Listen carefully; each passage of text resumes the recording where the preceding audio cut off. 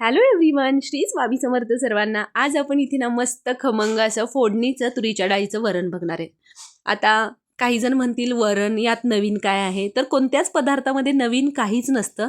फक्त प्रत्येक घरामध्ये प्रत्येकाची करण्याची पद्धत वेगळी असते। तर मी ज्या पद्धतीने हे फोडणीचं वरण करते त्या पद्धतीने मी तुम्हाला आज दाखवणार आहे। त्यासाठी 2 चमचे तेल घातलेलं आहे, अर्धा चमचा मोहरी घालायची, मोहरी छान तडतडली की अर्धा चमचा जिरं घातलंय, त्यानंतर घालायचं आहे 7 ते 8 कढीपत्त्याची पानं, अर्धा चमचा हिंग आणि लसूण पाकळ्या। आता लसूण घालताना थोडासा मी जास्त वापरते, एक 8 ते 10 पाकळ्या लसणाच्या छान ठेचून घालायच्या आहेत। लसूण जास्त वापरल्यामुळे या डाळीला छान खमंगपणा येतो आणि डाळ अजूनच छान लागते।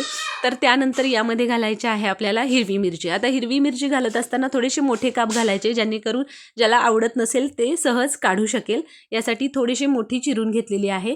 तर ही जी आपण मिरची घातली ती सुद्धा एक अर्धा मिनिट आपण छान फोडणीवर परतून घेऊ आणि त्यानंतर यामध्ये एक मोठ्या आकाराचा टोमॅटो घालायचा आहे।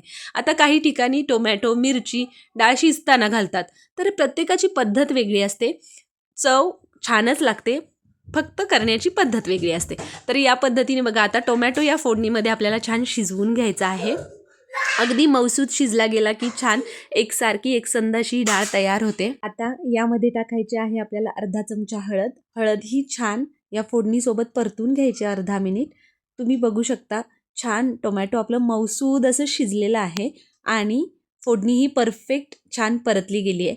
तर ही जी डाळ आहे ना मस्त होते, चवीला भन्नाट लागते। शक्यतो तुरीची डाळ करत असताना त्यामध्ये हिंग घालायचा, म्हणजे ती बाधतही नाही आणि चवीला खूप छान लागते।